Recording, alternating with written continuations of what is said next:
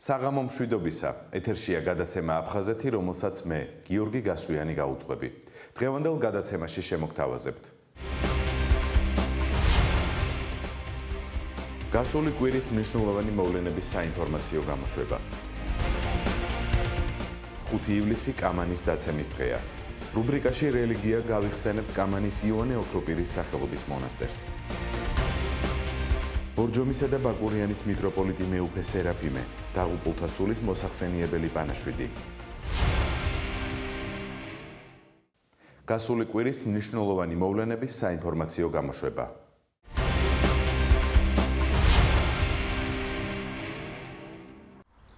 საქართველოს ოკუპირებული ტერიტორიებიდან იძულებით გადაადგილებულ პირთა განსახლების და ლტოლვილთა სამინისტრომ გასულ კვირას მრავალი საინტერესო შეხვედრა და ღონისძიება გამართა.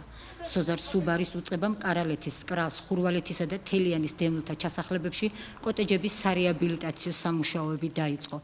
მინისტრმა და ადგილობრივი ხელისუფლების წარმომადგენლებმა კარალეთის დევნილთა ჩასახლებაში მიმდინარე სარეაბილიტაციო სამუშაოები მოინახულეს. 2008 წლის ომის შემდეგ გორის რაიონის სხვადასხვა სოფლებში ნაჩქარევად აშენდა საცხოვრებელი კოტეჯები, სადაც სამხრეთ ოსეთიდან დევნილების სასწრაფო წესით შეასახლეს. ამჟამად ამ კოტეჯების უმრავლესობა სავალალო მდგომარეობაშია და დევნილთა სამინისტრომ ადგილზე ვითარების შესწავლის შემდეგ 215 კოტეჯის შეკეთება უკვე დაიწყო. როგორც ადგილობრივი მოსახლეობა აცხადებს, კარალეთში უკიდურეს მდგომარეობაშია 84 ოჯახი და ნესტიან ბინებში ცხოვრება დღითიდღე გაუსაძლისია. როდესაც შემოგვასახლეს აქ სინესტე იყო, სისველე იყო, სველი იატაკი იყო და იმის მერე დანესტიანდა ეს ადგილი. და ეს ბოლო წელია უკვე ჩავარდა. 2008 წლის დეკემბერში დავსახლდით კოტეჯში. იმის შემდეგ გააკეთეს ბინა, რემონტები გააკეთეს, მაგრამ მაინც დაჭირდა დაზიანდა იატაკი და საძინებლებში ძალიან გვიძნელდებოდა შესვლა დღემდე. ხო, ახლა მუნიციპალიტეტმა და ჩვენმა სამინისტრომ მიიღეს გადაწყვეტილება, რომ გააკეთონ ჩვენი კოტეჯები. რისთვისაც დიდ მადლობას უცხადებთ ყველას. ცხოვრობენ ძირითადად ქურთისა და ერედვის მუნიციპალიტეტების მაცხოვრებლები და სამინისტრომ მიიღო ერთობლივი გადაწყვეტილება, სამინისტრო, ქურთის მუნიციპალიტეტი და ერედვის მუნიციპალიტეტი ახორციელებს ამ ჩატეხილი იატაკების რეაბილიტაციას. უნდა აღინიშნოს ისიც, რომ კოტეჯების საკითხზე 2010 წელს საერთაშორისო გამჭვირვალობა საქართველოს ფონდ ღია საქართველოს მხარდაჭერით ჩატარებული კვლევის ანგარიში გამოაქვეყნა, რომლის თანახმადაც თითოეულ კოტეჯზე 27800 ლარი დაიხარჯა. ადგილობრივები აღნიშნავენ, მიუხედავად გაწეული დიდი ხარჯებისა, კოტეჯები მალევე გახდა საცხოვრებლად უვარგისი. როგორც იძულებით გადაადგილებულ პირთა განსახლებისა და ლტოლვილთა მინისტრი სოზარ სუბარი აცხადებს, მათ უწყებას უხარისხო მშენებლოების შედეგების გამოსწორება უწევს. საცხოვრებლად უვარგისი გახდა, ჩავარდა სრულიად, არის ნესტის სუნი და დღეს გვიხდება ამის გამოსწორება. პირველ ეტაპისთვის შევარჩიეთ 215 კოტეჯი, 215 კოტეჯიდან ნახევარზე საკეთებს სამინისტრო, დანარჩენს ადგილობრივი მუნიციპალიტეტები. ქურთის მუნიციპალიტეტი, ერედვის, თიხვის მუნიციპალიტეტები და ასევე დაახლოებით 20-მდე კოტეჯში გამოსაცვლელი გახდა სახურავი.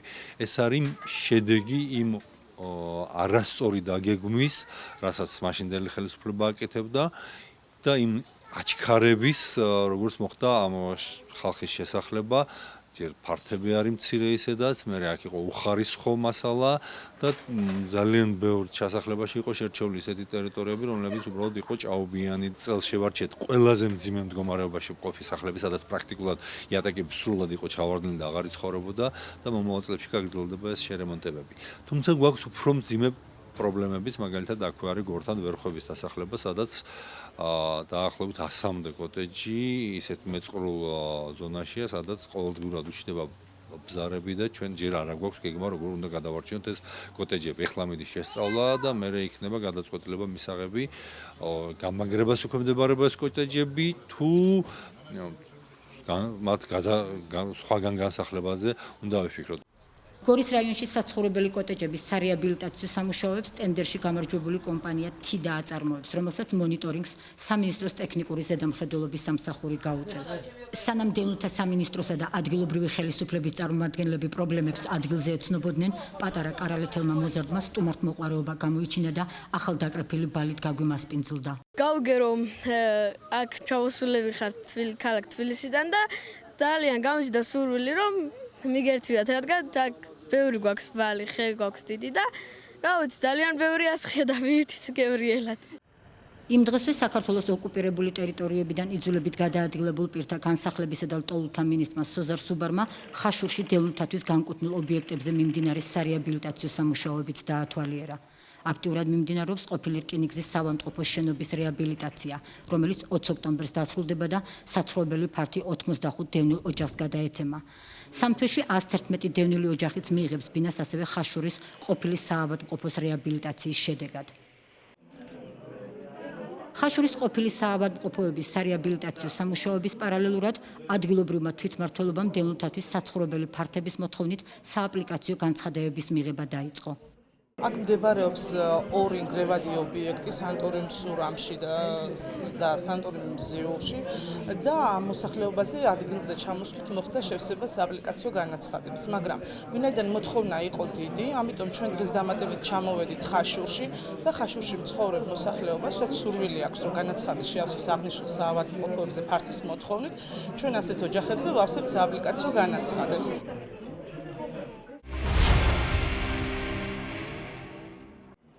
საქართველოს ოკუპირებულ ტერიტორიებიდან იძულებით გადაადგილებულ პირთა განსახლებისა და ლტოლვილთა მინისტრი სოზარ სუბარი ბელგიის სახელმწიფო მდივანს თავშესაფრისა და მიგრაციის საკითხებში თეო ფრანკენს შეხვდა.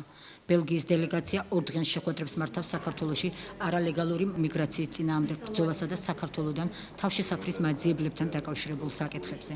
მინისტრის განცხადებით ეს არის ძალიან მნიშვნელოვანი ვიზიტი, რადგან ბელგია არის საქართველოს ერთ-ერთი უმთავრესი მხარდამჭერი და პარტნიორი ევროპული არჩევანის განხორციელების გზაზე. მე ძალიან დიდი მადლობა ვუთხრა ბელგიის მთავრობას და ბატონ თეო ფრანკლინს, რომლებიც აპირებენ რომ დაგვეხმარონ სწორედ ამ საქმეში, ჩვენი მიგრანტების დაბრუნების ხელშეწყობაში და ამისთვის ერთ-ერთი მთავარი საფუძველი არის სწორედ საინფორმაციო მხარდაჭერა, საინფორმაციო კამპანია, რომ ჩვენმა მოქალაქეებმა იცოდნენ რა შემთხვევაში შეუძლიათ მათ თავშესაფრის მიღება და რა საფრთხეები და განსაცდელი ელოდებათ მათ ევროპაში იქნებიან და პირიქით და ეს ცოდნა მათ ხშირ შემთხვევაში შეასრულებინებს იმ გადაწყვეტილებას, რის გამოც ისინი ქვეყანას ტოვებენ და პირიქით რა ჩვენმა მოქალაქეებმა, რომლებიც დღეს არიან ევროპაში, უნდა იცოდნენ, რით დაეხმარება მათ სახელმწიფო იმ შემთხვევაში თუ დაბრუნდებიან ქვეყანაში და სწორედ ამაში ძალიან დიდი არის ის მხარდაჭერა, რომელსაც ჩვენი ევროპელი კოლეგები და ამ შემთხვევაში ბელგიის მთავრობა გვიჭერს ჩვენ. ბელგია იწყებს ახალ პრევენციასა და საინფორმაციო კამპანიას 2015 წლის შემოდგომაზე, რომლის ფარგლებში მოსახლეობას მიეწოდება ინფორმაცია არალეგალური მიგრაციის საფრთხეებთან დაკავშირებით. სახელმწიფო მდივანმა თეო ფრანკენმა დადებითად შეაფასა ქართველი კოლეგების მიერ გადადგმული ნაბიჯები ევროკავშირში შესვლასთან დაკავშირებით. იგი ასევე მხარს უჭერს სავიზო რეჟიმის ლიბერალიზაციის მიმდინარე პროცესს. ბედნიერი ვარ, რომ მქონდა შეხვედრები იუსტიციის, შინაგან საქმეთა და საგარეო საქმეთა სამინისტროებთან და ყველგან დავინახე ძალიან დიდი სწრაფვა განვითარებისაკენ და ეს ფაქტი ძალიან გვახარებს. გამოვთქვამთ მზადყოფნას, რათა ხელი შეუწყოთ საქართველოს შემდგომი განვითარების პროცესს.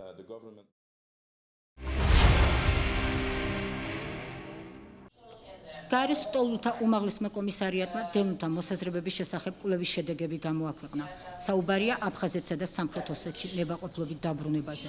თბილისსა და საქართველოს 10 რეგიონში 2001 დევნილი გამოიკითხა. კვლევის მიხედვით გაირკვა, რომ სრული ინტეგრაცია შესაძლებელია, თუ მათ შემოსავლის წყარო და საცხოვრებელი ექნებათ. რესპონდენტთა უმრავლესობა თავს სრულად ინტეგრირებულად გრძნობს იქ, სადაც ამჟამად ცხოვრობს. აბსოლუტურ უმრავლესობას დევნილებიცას სურს ნებაყოფლობით უკან დაბრუნება და 91.5% ამბობს, რომ დაბრუნდება იმ შემთხვევაში, თუ აფხაზეთი და სამხრეთ ოსეთი იქნება სრულად რეინტეგრირებული საქართველოსთან. 2.5%-ს ბოლომდე არ აქვს გარკვეული როგორ მოიქცევა და მხოლოდ 6% ამბობს, რომ მათ დაბრუნება არ სურთ. ეს არის ის 6%, რომელიც ჩავთვალოთ, რომ დღეს უკვე უკეთესად მოეწყო თბილისში თუ საქართველოს სხვა კუთხეებში და ამბობს, რომ დღეს უკვე ის უკეთესად გრძნობს თავს. ასე რომ ეს კითხვა შეიძლება იყოს მრავალჯერ დასმული კითხვა და მითი, რომ ახალი თაობა წამოვიდა და მათ არ სურთ უკან დაბრუნება, ამ კვლევით არის გაქარწყლებული და ეს იყო ძალიან მნიშვნელოვანი შედეგი. მსგავსი კვლევა ეხმარება დევნილთა დახმარების მსურველ ადამიანებს, რათა გაარკვიონ თუ სად სურთ მათ ცხოვრება და როგორ წარმოუდგენიათ თავიანთი მომავალი.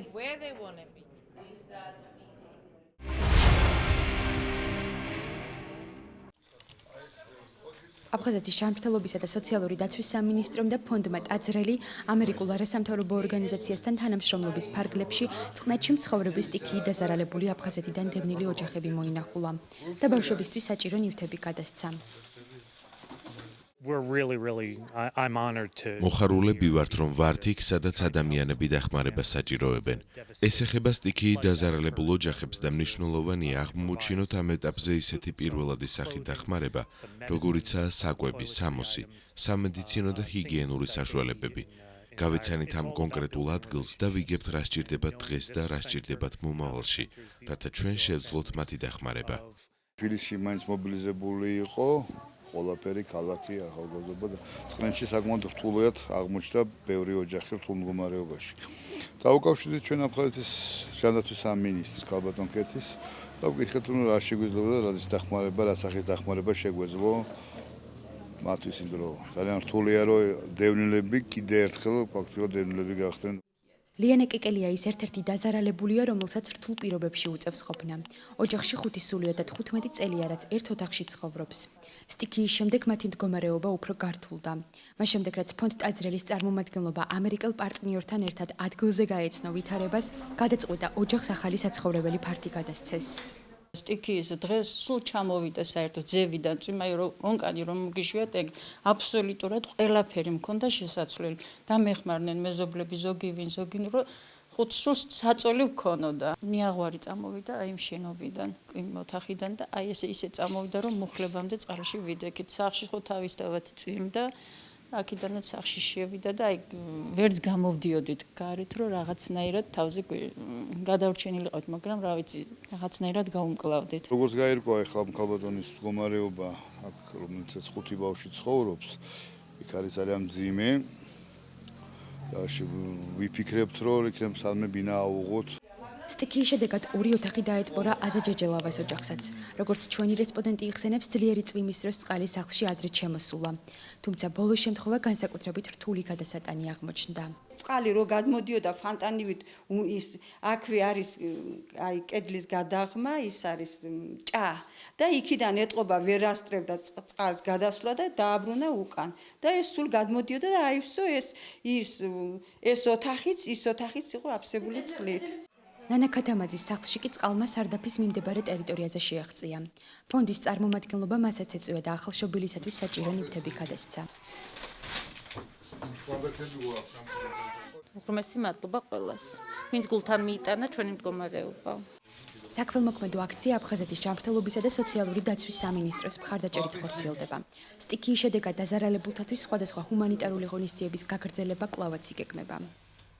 ძალიან დიდი მადლობა რომ მოვიდნენ, რაც მოგვართვეს, ძალიან კმაყოფილი ვართ, რაც საჭიროა, რა ვიცი, ახლა ყველაფერი ბავშვებისთვის. დიდი მადლობელი ვარ და კიდევ გვირდებიან ზომები აიღეს, ბავშვების ზომები. არასამთავრობო ორგანიზაცია ტაძრისთან ერთად მოვინახულეთ აფხაზეთიდან დევნილი მოსახლეობა, რომელსაც გადაეცათ პირველადი მოხმარების საგნები, ტანსაცმელი და ჰიგიენური საშუალებები. გავესაუბრეთ მოსახლეობას, შევისწავლეთ მათი მდგომარეობა და შესაბამისად, თუ კი რამე საშუალება გვექნება სამინისტროს მხრიდან, ყველანაირად დავეხმარებით ჯანმრთელობის მდგომარეობაში და ასევე სხვა საშუალებებში. ჩვენ სამინისტროს აქვს გაფორმებული მემორანდუმი შარაშიჯის სამედიცინო ცენტრთან და ყოველი თვის ბოლო შაბათ-კვირას შეუძლია დევნილ მოქალაქეებს ჩაიტარონ უფასო გამოკვლევები და უფასო ექიმის კონსულტაციები. და შესაბამისად ამ მოქალაქეებს ჩვენ შევთავაზეთ იგივე პროგრამაში ჩართვა, აუცილებლად გავუწევთ დახმარებას.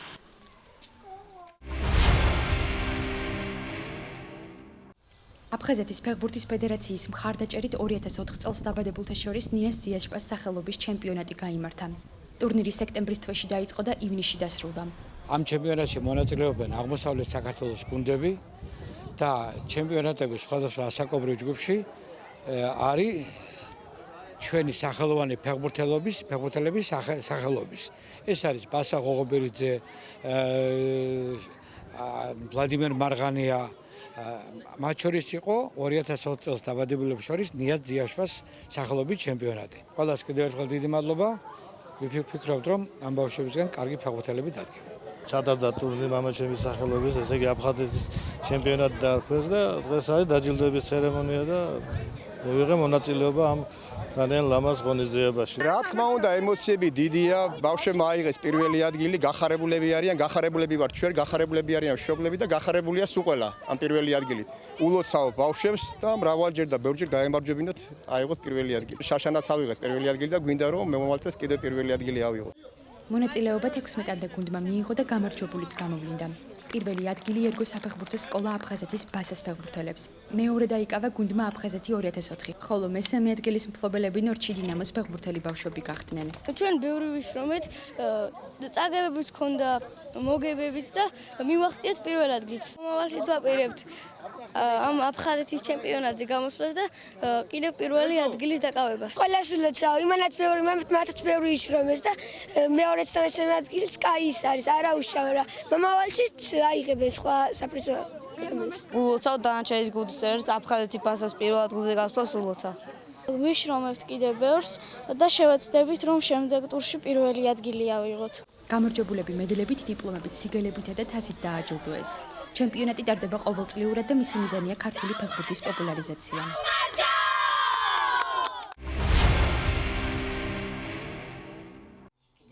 გასულ კვირას სასტუმროში კოსტე აფხაზეთის ავტონომიური რესპუბლიკის ფეხბურთის ფედერაციის ინიციატივით საქართველოს ეროვნული ჩემპიონატის მეორე ლიგაში წარმატებით მონაწილეობისთვის სოხუმის საფეხბურთო კლუბ ცხუმის ფეხბურთელების და გუნდის თავკაცების დაჯილდოების ცერემონიალი შედგა. შეხვედრას ცნობილი ფეხბურთელები, აფხაზეთის მთავრობისა და კულტურის და განათლების სამინისტროს წარმომადგენლები ესწრებოდნენ. აფხაზეთისა და სამხრეთ ოსეთის გუნდები. აღსანიშნავია, რომ სოხუმის ცხუმმა საქართველოს ჩემპიონატის მეორე ლიგის აღმოსავლეთ ზონის ჩემპიონატში პირველი ადგილი დაიკავა, თუმცა ეროვნული ჩემპიონატის გადასასვლელ პლეი-ოფის მატჩებში ორ უძლიერეს მეტოქესთან, ცხინვალის ლიახვთან და ხონის იმერეთთან დამარცხდა და შესაბამისად პირველ ლიგაში ვერ გადავიდა. ჩვენ აღმოსავლეთ ზონაში ავიღეთ პირველი ადგილი, გავიმარჯვეთ და პლეი-ოფში გავმარცხდით.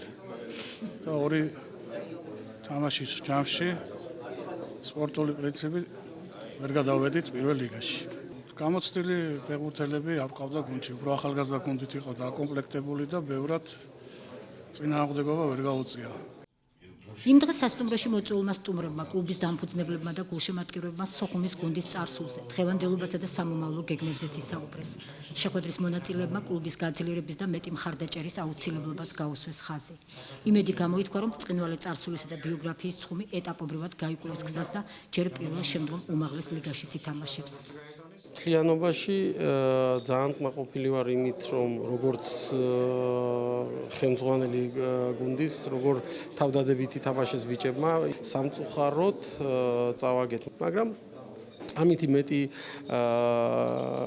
გამოცდილება გვექნება და აუცილებლად მომავალ წელს შევეცდებით, რომ ვიყოთ პირველ ლიგაში და ყველაფერს გავაკეთებთ ამისთვის. გუნდის მშენებლობას და აღორძინებას სჭირდება წლები.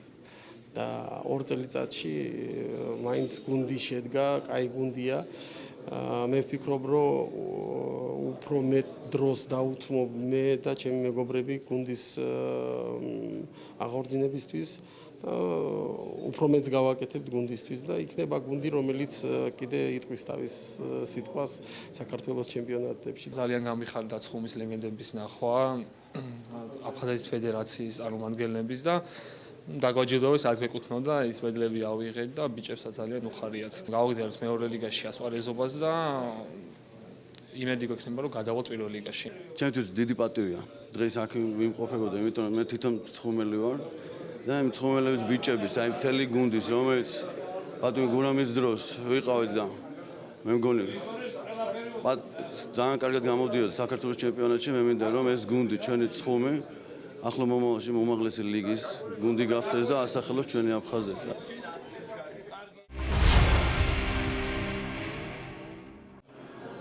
გალერეა არტ-ავენიუში ახალგაზრდა შემოქმედის ირაკლი მიზრახიბერიას ნამუშევრების გამოფენა გაიმართა.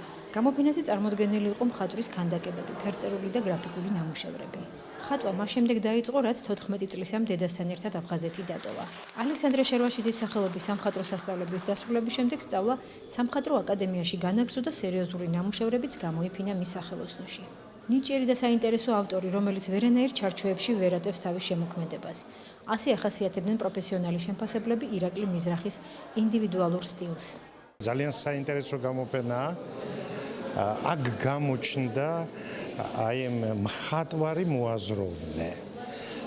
რაც უმთავრესია ხელოვნებაში, აქ გამოჩნდა მისი ხედვა, რაც აშკარაა, მას შესანიშნავი მომავალი აქვს და ძალიან მახარებს, რომ ის ცხოვრობს ნამდვილი მხატვრის ცხოვრებით. გარდა მხატვრობისა, ირაკლი მიზრახი მრავალმხრივი განვითარების შემოქმედია. არის ანიმატორი, მსახიობი ხელისჩრილების თეატრში ბუდრუგანა გაგრა. როგორც აქ მხატვრობაში ჩანს მაგის ნიჭი, ისეთი ნიჭიერი არის თეატრშიც. და ძალიან არ ვიცი, აი ყველაფერი შეუძლია ამ ადამიანს.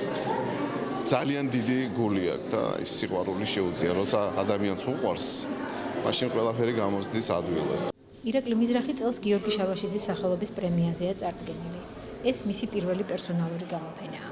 ჩემთვის არის აუცილებელი მოძრაობა, აუცილებელი არის ჩემი რესურსის ბოლომდე დახარჯვა ნებისმიერ საქმეში და ძიება არის ჩემთვის აუცილებელი, რაცაა წარმოდგენილი ფერწერები, ხო, ქანდაკებები, გრაფიკები.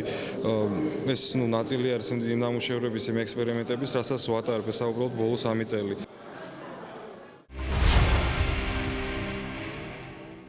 Имам удоволствието да ги приветствам, разбира се, първо цветята.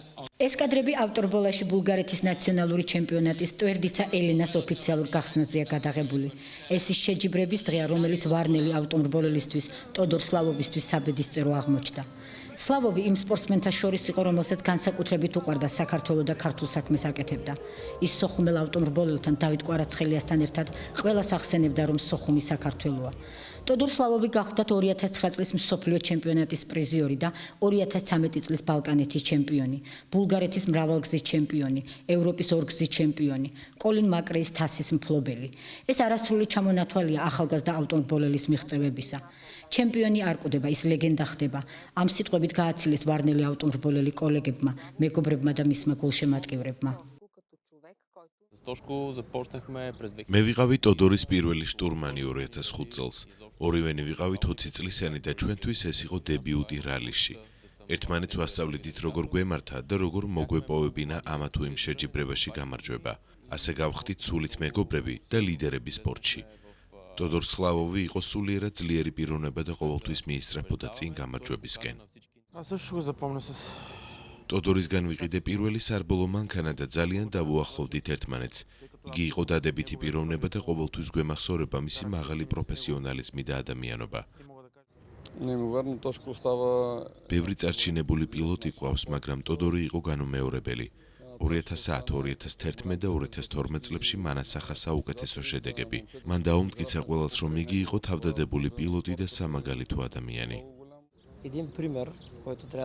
ტოდორ სლავოვი გახლდათ მაღალი დონის პროფესიონალი და აგრეთვე უაღრესად დადებითი ახალგაზრდა, რომელიც უანგაროდ ეხმარებოდა თავის კოლეგებს და უნაწილებდა მათ თავის ცოდნასა და გამოცდილებას. ძალიან გული დაგწყვიტა მისმა ასე უდროოდ წასვლამ. დაუჯერებელია ჩვენთვის. ტოდორ სლავოვი იყო ერთ-ერთი ლეგენდა ბულგარეთის, არა მარტო ბულგარეთის, არამედ ევროპის დონის და მსოფლიო დონის პილოტი. დიდი ბიოგრაფია და დიდი ისტორია აქვს, მაგრამ ერთ ეპიზოდს გავიხსენებ, რომ 2002 წელს, როცა დოშკო ესწრებოდა მსოფლიო ჩემპიონატს, ავტოგრაფს იღებდა მაკრეისგან და ისე გამოვიდა, რომ ის გახდა თვითონ კოლინ მაკრეის თასის მფლობელი. ის იყო ერთ-ერთი პირველი, რომელიც მიაწერა თავის მანქანას სოხუმის საქართველოა და მის მეშვეობით მოხდა მთელ ბულგარეთის სპორტსმენებში ეს წარწერა და სოლიდარობა ჩვენი ერთიანი საქართველოს მიმართ.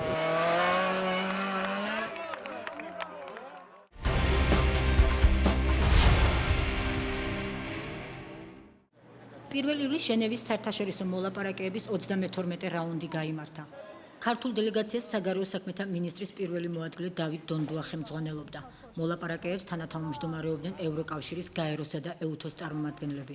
მონაწილეობდნენ აგრეთვე აფხაზეთის ავტონომიური რესპუბლიკის მთავრობის თავმჯდომარის მოვალეობის შემსრულებელი ვახტანგ ყოლბაია და სამხრეთ ოსეთის დროებითი ადმინისტრაციის ხელმძღვანელი დიმიტრი სანაკოევი, ასევე ცხინვალისა და სოხუმის საოკუპაციო რეჟიმის წარმომადგენლები. მონაწილეებმა განიხილეს დღის წესრიგით გათვალისწინებული ყველა საკითხი. შეხვედრები მწვავე განცხადებების ფონზე მიმდინარეობდა. საქართველოს დელეგაციამ მთავარ განსახილველ თემად საქართველოს ოკუპირებულ რეგიონებთან რუსეთის ფედერაციის მიერ დადებული ინტეგრაციის და მეკავშირეობის ეგრეთ წოდებული ხელშეკრულებების საკითხი დააყენა. ქართულმა მხარემ მოლაპარაკებების თანათავმჯდომარეებს და რუსეთის დელეგაციას საერთაშორისო ორგანიზაციების მიერ მომზადებული დოკუმენტები წარუდგინა, სადაც ოკუპირებულ რეგიონებში ადამიანის უფლებების დაცვის მხრივ გაუარესებული ვითარებაა ასახული. მხარეებმა იმსჯელეს გადაადგილების თავისუფლებაზე და ქართულ ენაზე განათლების მიღების უფლებაზე. მოლაპარაკებების ფარგლებში საქართველოს დელეგაციის წარმომადგენლებმა კონფლიქტის ზონებში იძულებით გადაადგილებულ პირთა დაბრუნების საკითხებიც განიხილეს. იყო მცდელობა ზოგიერთი მონაწილის მხრიდან დემარშის, როდესაც განიხილებოდა მეორე ჯგუფში ყოველების დაბრუნების საკითხი, რამდენიმე მონაწილე გავიდა დარბაზიდან, მეორე ნაწილი დარჩა, შესაბამისად სრულად იქნა განხილული ეს საკითხი, ისევე როგორც სხვა ყველა საკითხი. შეხვედრა იყო მწვავე და წინააღმდეგობრივი, თუმცა საკმაოდ ღია. შევძელით ყველა საკითხის განხილვა, რაც დღის წესრიგში იყო. რა თქმა უნდა, პრინციპულ თემებზე პოზიციები ერთმანეთს არ დაემთხვა, მაგრამ როგორც მოდერატორებმა განაცხადეს, უკვე მკვიდრდება გამოცდილება, როცა ერთმანეთის არგუმენტებს ყურადღებით უნდა მოვეკიდოთ. ის ფაქტი, რომ ყველა მონაწილე საქართველოდან, აფხაზეთიდან, სამხრეთ ოსეთიდან, რუსეთიდან და ამერიკიდან ღიად განვიხილავთ ყველა თემას, გამოვხატავთ პოზიციებს, უსმენთ ერთმანეთს. ეს აჩვენებს, რომ ტენდენცია ადგილზე შენარჩუნდეს სტაბილურობა, შეიძლება გადაიზარდოს გარკვეულ ურთიერთგაგებაში. ეს ძალიან მნიშვნელოვანია, რადგან უნდა გადავლახოთ კონფრონტაციის ეტაპი. რუსეთის მხრიდან ძალის გამოუყენებლობის შეთანხმების ხელმოწერაც განვიხილეთ. ეს ეწინააღმდეგება ჩვენს პოზიციას, რადგან ჩვენ არ ვთვლით საკუთარ თავს მხარედ, თუმცა ჩვენი შეთავაზებაა, რომ რუსეთის წარმომადგენლება ჟენევის დისკუსიის მონაწილეებთან ერთად გავაკეთოთ ცალკე განცხადება ძალის გამოუყენებლობასთან დაკავშირებით. ვფიქრობ, რომ ეს რაუნდი შედეგიანი იყო. იგრძნობოდა პრაგმატიზმი და კომპრომისის მოძიება. ყველას აქვს საკუთარი წითელი ხაზები, თუმცა ერთმანეთს პატივს სცემენ და ამავე დროს ცდილობენ, რომ ცხოვრება უკეთესი გახდეს იმ ადამიანებისათვის, რომლებიც კონფლიქტის დროს დაზარალდნენ. ეს ძალიან იმედისმომცემია. რა თქმა უნდა, პრობლემები რთულია და ყველაფრის გადაწყვეტა მალე ვერ მოხდება, თუმცა სიტუაციის უკეთესობისკენ შეცვლის მცდელობა უკვე პოზიტიურია. გამოჩნდა ბევრი ისეთი საკითხი, სადაც ჩვენ შეხების წერტილები ჩვენს ოპონენტებთან, კოლეგებთან, განსაკუთრებით სოხუმიდან ვნახეთ. რა თქმა უნდა, ჩვენ არ გავეკეცით, უпростоრეთ ჩვენმა დასავლეთელმა პარტნიორებმა თვითონ წამოწიეს თემა, რომელიც ეხებოდა განათლების პრობლემას კალის რაიონში. ამან გამოიწვია საკმაოდ ხანძლივი პოლემიკა, დებატები, შეკამათება, მაგრამ საბოლოო ჯამში დასკვნამდე მივიდა სოხუმის წარმომადგენლობა, რომ იქ არ არის მთლად ისე საქმე. მოხერხდა ყველა საკითხის განხილვა, რომელიც გათვალისწინებული იყო დღის წესრიგით. მე მხედველობაში მაქვს ძირითადად მეორე ჯგუფის საქმიანობა, რომელსაც ხელმძღვანელობდა ქალბატონი ქეთი ციხალაშვილი. და როგორც საბოლოოდ მე შეჯამდა ამ კონფერენციის, ამ მოლაპარაკების შედეგები, მთლიანად დელეგაცია არ არის უკმაყოფილო იმ შედეგებით, რომელიც აქ იქნა მიღწეული. საუბარი არ არის, რომ ხვალდაზე გადაწყვეტება ის საკითხები, რომელიც ყველაზე მეტად ჩვენ გვაწუხებს, დაბრუნების საკითხი, კონფლიქტის მოგვარების საკითხი, მაგრამ მთავარია, რომ განწყობა სოხუმში იმ საკითხებისადმი, რომლებიც პრობლემატურია, საკვანძოა, იგივე კულტურული მემკვიდრეობის საკითხი, როგორც ითქვა, განათლების საკითხები, ჯანდაცვის საკითხები, თავარია ხდება მათი განხილვა, ერთმანეთის მოსმენა. შეიძლება ვერ და არ ვეთანხმებით კონკრეტულ თქვათ მოსაზრებას, მაგრამ ჟაბას იმაზე, რომ რაც მოძებნილი იქნას გამოსავალი მხარეებისათვის მსაღები, ამის მცდელობა ჩვენ დავინახეთ. ჟენევის საერთაშორისო მოლაპარაკებების მორიგი 33 რაუნდი 6-7 ოქტომბერს გაიმართება. რუბრიკაში რელიგია გავიხსენებ წმინდა იოანე ოქროპირის სახელობის კამანის მონასტერს.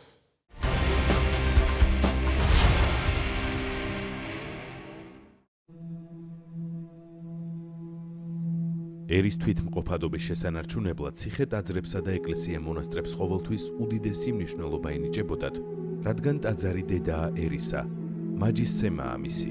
ქართველმა ერმა ციხე-ტაძრებთან ერთად გამოიარა ისტორიის სამანები და არაერთხელ ასულა ყოფნა არ ყოფნის გოლგოთაზე. დღევანდელობისთვის ასეთი გოლგოთა აფხაზეთია, სადაც ძირძველ ქართულ მიწაზე მრავალი ვაების მოწმე ტაძართა შორის კამანის მონასტერიც ქართველთა მოლოდინში გარინდულა.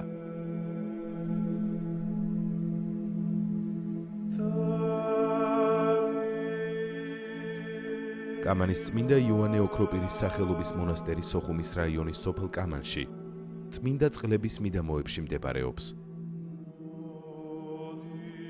ვარაუდობენ, რომ ძეგლი მე-11 საუკუნეებს ეკუთვნის. აქ მოთავსებულია წმინდა იოანე ოქროპირის სარკოფაგი და წმინდა ვასილისკოს საფლავი. ეს არის საერთო ქრისტიანული ეკლესიის წმინდათა წმინდა ადგილი, სადაც უკანასკნელი წირვა აღავლინა და აღესრულა იოანე ოქროპირი. კამანი მართლმადიდებლურ სამყაროში პირველივე საუკუნეებიდან გახდა ცნობილი. იგი მოუხილავთ მაცხოვრის მოწაფეებს ანდრია პირველწოდებულს, სვიმონ კანანელს და ბართლომეს. კამანში გადამალეს მესამედ იოანე ნათლისმცემლის თავი. აქვე მოხდა ღვთისმშობლის გამოცხადება. კამანში დაარსდა დედათა მონასტერი, რომელიც უმკაცრესი ტიპიკონით გამოირჩეოდა. ღვთის უდიდეს საიდუმლოებებს ინახავს მთებით გარშემორტყმული მიწა კამანისა. მე-4 საუკუნის დასაწყისში ქრისტესათვის წამებულ ძმებთან ევტროპისა და კლეონიკესთან ერთად შეურყეველი და მტკიცე რწმენისთვის წმინდა ვასილისკოც დასაჯეს. ქვეყნიდან განდევნეს და ლურსმნებ გაყრილი რკინის ჩექმებითა და ფეხზე დადებული ბორგილებით შორგზას გაუყენეს.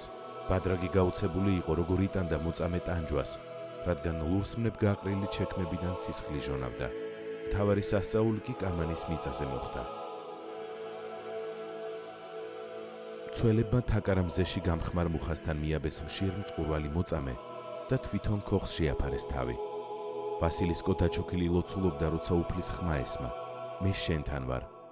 მოულოდნელად მიწა იძრა და გარეთ გამოსული მცველები თვალებს არ უჯერებდნენ, წმინდანს ჩექმები აღარ ეცვა. მის გვერდით კი წყაროს ამოეხეთქა. დიდმა და პატარა მირწმუნა სასწაული და დაჩოქილი წმინდანს კურნებას და კურთხევას ევედრებოდა. ვასილისკო საკვებს არ ეკარებოდა და ასე ამშვიდებდა შეწუხებულ კამანელებს. თქვენ მიწიერი პური კვებავთ, მე უფლის სიტყვით ვსაზრდოობ.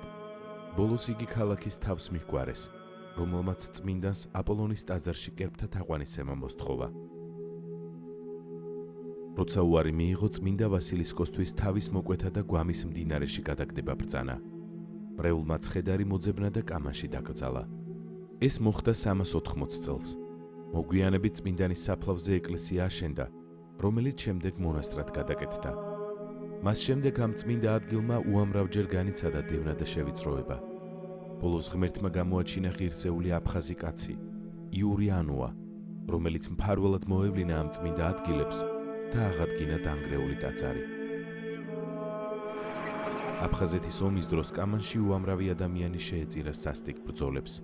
ბოლოს მტერმა ბარბაროსობა გამოიჩინა და არბია წმინდა იოანე ოქროპირის სახელობის ეკლესია და იქ თავშეფარებული უმწეო ადამიანები ამოხოცა. ტაძრის წინ დახვრიტა წინამძღვარი მამა ანდრია, რომელსაც დახვრეტის წინა საღამოს წმინდა ვასილისკოსთვის შეუვედრებია მამულის გადარჩენა. წამებით მოკლეს ტაძრის აღმდგენი, ქრისტესა და საქართველოზე მლოცველი აფხაზი იური ანუა. კამანის შესახებ შემონახულია წინასწარმეტყველება წმინდა მამებისა, სადაც ვკითხულობთ. კამანის დედათა მონასტერი აღდგება. კამანი მართლმადიდებლობის ღერძია. მეორედ მოსვლის ჟამს იქ გაბრწყინდება. უფალი იესო ქრისტე რჩეულთ თავის ბერმონაზვნებს, მთელი სამყაროს მართლმადიდებლებს კამანში დიდი ზარზეიმით მოუხმობს. სანამ ეს წინასწარმეტყველება აცხადდება, ტკივილისა და სიხარულის მძიმე გზაა გასავლელი. კამანში დღემდე მოსჩქებს სასწაულთმოქმედი წყალი, რომლის ჯადოსნური ხმა ისევ უამებს დაღუპულთა სულებს იარებს. ვითარცა დედის იავნა ნააბედნიერებს ჩვილყრმას. წმინდა იოანე ოქროპირის სახელობის კამანის მონასტერს დღესაც თავს დასტრიალებს მამა ანდრიას უკვდავის სული და მამულის გადარჩენაზე ლოცულობს. ლოცვა მთებს დაძრავს.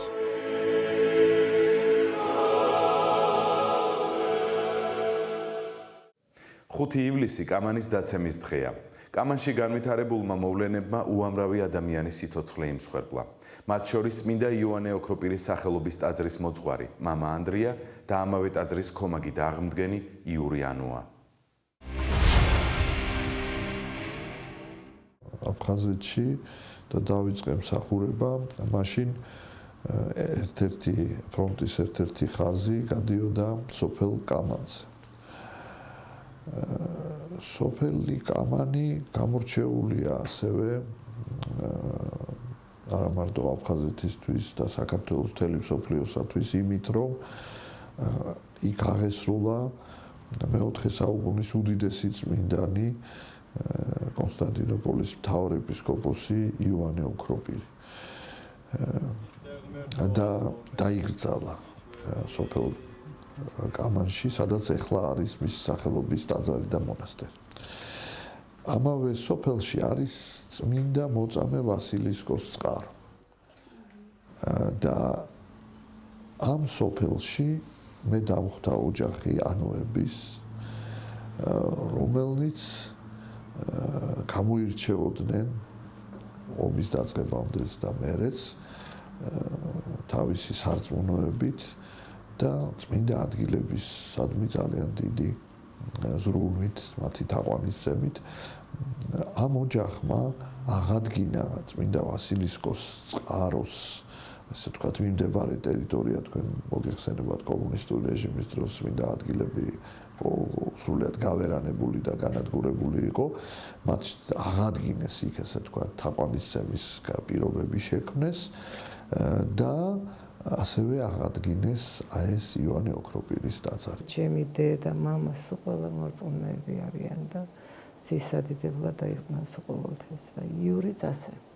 იურის დედ-მამა იური ისეთი რომ ძალიან მორწმუნეები იყვნენ. მამა დიმიტრია ანოა, დედა კიდე მირი დადიანი. მამა ჩემი თვითონ იყო ძალიან ეკლესიური. ჩვენ ყველანი ვართ მონათლული ილორის წმინდა გეორგის სახელობის ძველთა ძველ ცნობილ ტაძარში. მე-10 კლასში ვიყავი, ჩვენ რო შევიძინეთ აგარაკი კომანში. და ულამაზესი ადგილია თავისი მდებარეობით, თავისი ბუნებით, მდინარეებით და რა თქმა უნდა ძალიან მიმზიდველი იყო ეგ ჩვენთვის და არც ვიცოდით თუ იქ იყო მსოფლიო მნიშვნელობის სიწმინდეები თავმოყრილი. პატრიარქთან ისეთი ურთიერთობა ჰქონდა, ძალიან ახლოს იყო, რომ აღედგინა ტაძარი, ამაზე ლაპარაკობდნენ სულ ყოველთვის და პატრიარქმა მისცა კურთხევა, მისცა კლეპტარი, დიდი კლეპტარი ყოველთვის 1-2 წუთი, 3 წუთი აანთე და ასეთნაირად და ყველაფერი და ლოცულობდა პატრიარქი და ასე განაწყნა და 90 წელს პატრიარქმა ეს გამშვენებული დიდებული ტაძარი პატრიარქმა გახსნა ეს ტაძარი. სიწმინდეები მთლიანად აღადგინა, ხელახლა ააშენა ეს ტაძარი მამაჩემმა.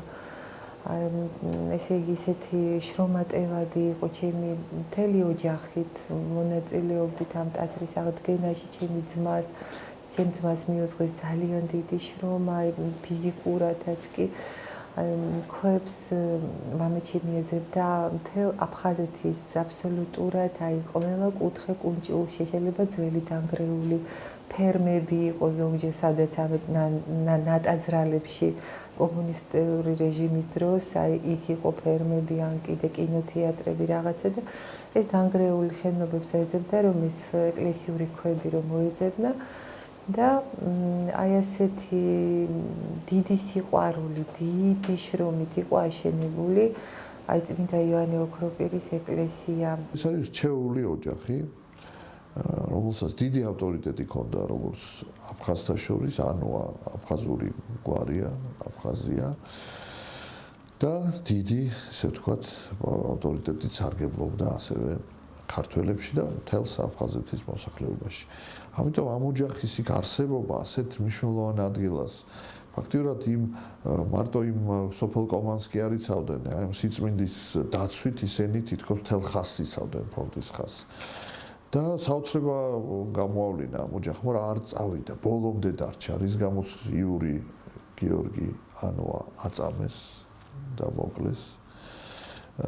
და რაც შეეხება მის მეუღლეს, ქალიშვილს სასწაულებრივად გადარჩენ ისინი, რომ არ მოხდა მათი ფიზიკური განადგურება და ისინი გადარჩნენ, ჩამოვიდნენ. ოჯახის იყოფნის დროს აჭარიდან ჩამოვიდა ჩვენთან მამა ანდრია ყურაშვილი, რომელიც ჩემთან მსახურობდა მაშინ, როცა მე აფხაზეთში გადმოსვლამდე ვიყავი აჭარაში. იქ მსახურობდი ხულოს რაიონში, სოფელ ხალთაში არის მონასტერი და მამა ანდრია მსახურობდა ამ მონასტერში. ჩვენ ერთად მსახურობდით და როდესაც ის ხედავდა, რომ ესეთი მდგომარეობა აფხაზეთში, მან გამოხატა სურვილი, რომ აი ამ განსაცდელი ჟამს გვერდში დადგომოდა ჩვენს ხალხს და ჩამოვიდა და მე ბუნებრივია იგი გავაგზავნე აი ყველაზე ესე ვთქვათ საპასუხისმგებლო ადგილზე, წმინდა ადგილზე იოანე ოქროპირის მონასტერში, სადაც ასევე ისევე როგორც გიორგი ანოა, ჯერ როდესაც ესე ვთქვათ ბოლო დღეები იყო და უკვე ეს ჯარი შემოვიდა კომანში, მოსახლეობის მცირე ნაწილი, რომელიც იყო დარჩენილი სოფელში ტაძარში შეგროვდა და მთელი ღამე იყო ომი და შემოვიდნენ ტაძარში, გაიყვანეს ჯერ იური გიორგიანოა და 1-2 საათის შემდეგ შემოვიდნენ და გაიყვანეს მამა ანდრია და იქვე გვერდზე საცხოვრებელ ოთახში მას მოსთხოვეს, რომ ესე იგი უთხრეს, რომ აი ვისიავეს მიწაობით ხარიო და ქართველების და აფხაზების და მამა ანდრია მოთხრა, რომ ეს არის ღვთის მიწა და მას ესროლეს და ასე მოხდა მისი აღსასრული. ძალიან ღირსეულად ის ამზადებდა ყველას ამ ღამეს, რომ ყველა ღირსეულად შეხვედროდა თუ მოუწევდათ გასვლა ამ ქვეყნიდან და იყო ძალიან მშვიდი და იყო ძალიან ესეთი საერთოდ გამორჩეული სასულიერო პირი იყო. მამა ანდრია და იურის დიდი ურთიერთობა, დიდი სიყვარული ჰქონდათ. ამისთან მოუწყვარი, აი როგორც პადარიკებში წაგიკითხათ, ისეთი ძლიერი, სულიერი, საყვარელი მოძღვარი იყო. 24 საათის განმავლობაში მლოცველი. მამა ანდრია რო დავასაფლავეთ, უხრწნელი იყო მამა ანდრიას სისხლი, სხეული და სისხლი ჟონავდა მისი სხეულიდან და ეს იყო ძალიან შემაძრწუნებელი საერთოდ აფხაზი ესე იგი ჯარის მეომრები რო შემოდიოდნენ აფხაზური ჯარის მეომრები თვითონაც კი რაღაც შეძრწუნებას გამოხატავდნენ და აი საფლავზე ვართ მამა ანდრიას საფლავზე მე გაჩავიცო მამა ანდრიას კაბა მამა ანდრიას ანაფორა თავსაფარი მეკეთა ესე მონაზონივით და ვკითხულობდი ფსალმუნებს და მაშინ შემოვიდა ეშერის ბატალიონი ესეთი და ალყა შემომარტყეს და მითხრე შენ ესე იგი მოღალატე შვილი ხარო და ამისთვის პასუხი უნდა აგო წარმოიდგინეთ ეხლა ეს იყო მე მეშინოდა თვითონ ამ ომის, ჭურვის, როლის და იმ მომენტში სანატრელი გამიხდა კიდეც, აი იმდენად შემეშინდა უფრო უარესის, რაც შეიძლება მოხდარი იყო და მამა ანდრია მიშველე, თქვა, ნუ არავინ არ იყო, ჩემ და მამაოს გარდა, ან ვისთვის მიმემართა და ამ დროს დაიწყო სროლა, სოხუმი ჯერ არ იყო აღებული. დაიწყო ესე იგი ჭურვების კდებოდა ჩემს გარშემო, რა თქმა უნდა, ყველა გაიფანტა და მაგრამ მე ვერ აღვიქვამდი ამას აბსოლუტურად. ლოცულობდა მანანა და მანანა კიდევ როცა ლოცულობს, არ გზნობს მის გარშემო რა ხდება და გალყა შემოარტყეს და რომ რაღაცა კოლექტიური რაღაცა რო ყოფილიყო, ხო იცით, ხო და მე რომ მიხვდა იყვირა მამა ანდრიაო და ასე დროს ღმერთის ძალით სოხუმი არ იყო აღებული და სროლები ატყდა და ყველა გაიქცა, აი ღმერთის ძალა რამხელა. იყავი აი სულ სხვა მდგომარეობაში და რო შევედი ტაძარში, ამდენ ხატებში მივედი პირდაპირ წმინდა გიორგის ხატთან და გიორგი მეშინია, გიორგი აი ეს ჩემთვის აი არავინ არ არსებობდა წმინდა გიორგის გარდა იმ მომენტში და მესმის გძე მой друг святой გიორგი და დავინახე ახოვანი მეომარი და ეს იყო ზუსტად Рафика Айбасе митра. Что с тобой, девочка? Кто тебя так напугал? Клянусь честью, говорит, с твоей головы волос не упадет. Это я тебе говорю, Рафик Айба. ნამდვილად ეს ორი ადამიანი აი თავისი გმირობით, მოწამეობით გამოირჩა და ძალიან დიდი იყო მათი დამსახურება, აი მათი სისხლი, მათი დავრილი სისხლი განწმენს ჩვენი ერის წოდებს და ძალიან სიმბოლური იყო, რომ ერთად მოკლეს ქართველი და აფხაზი. აქედან კიდევ ერთხელ ჩვენ შეგვიძლია თამამად ვთქვათ, რომ ეს ომი იყო არა ქართველთა და აფხაზთა შორის, არამედ ქართველთა და აფხაზთა ძმობის წინააღმდეგ.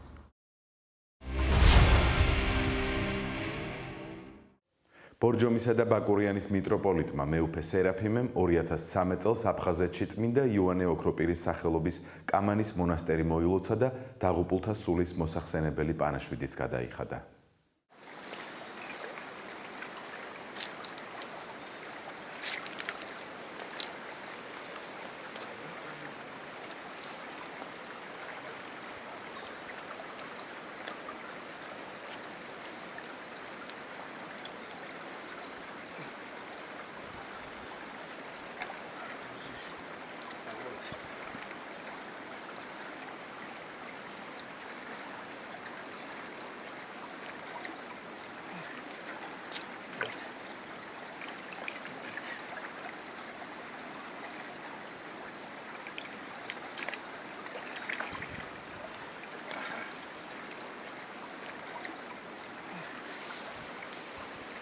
Mindao Vasilisko Edremersacetis Mindao Idomotsameo Vasilisko Edremersacetis Dideba mama sana desa datsminda sazuzam adna mara idna uguniti he sachedi Indao idomotsameo Vasilisko evedrech mersacetis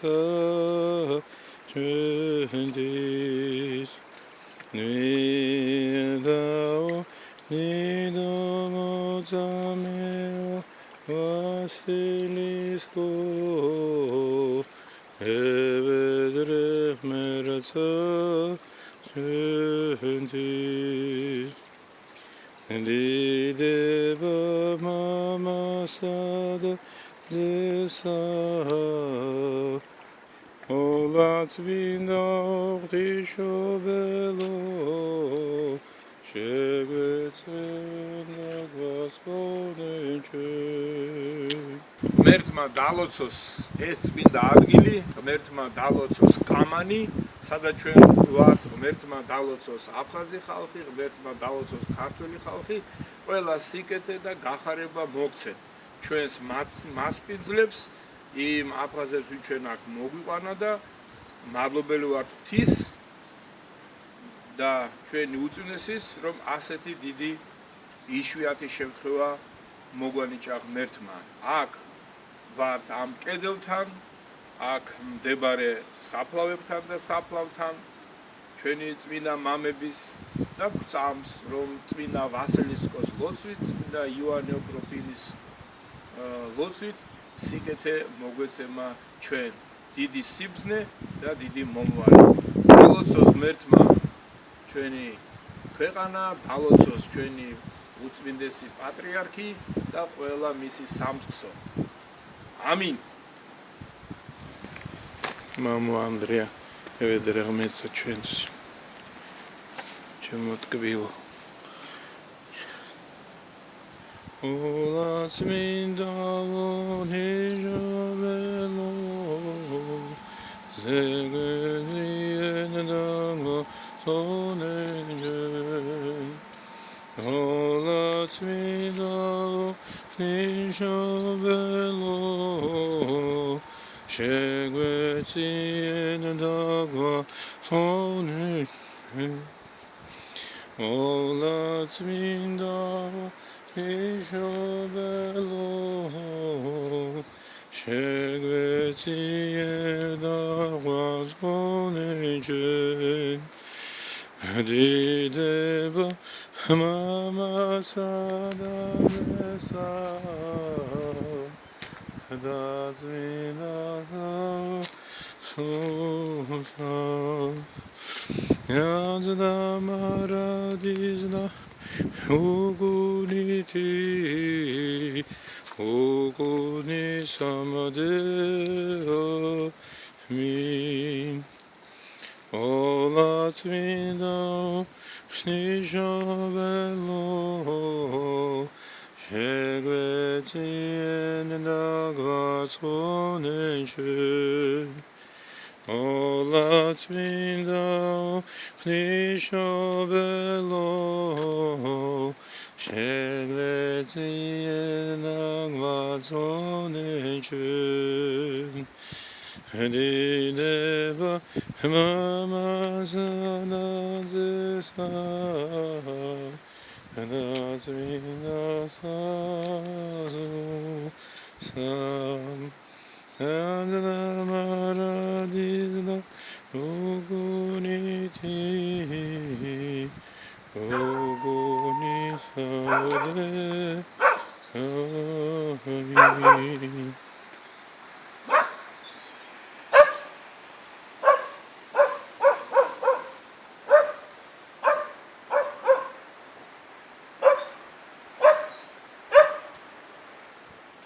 ღმერთ შედაგლოცე და დაგვაბარნია. ჩვენ ერთი კვირით გემშვიდობებით. მომავალ შეხვედრამდე.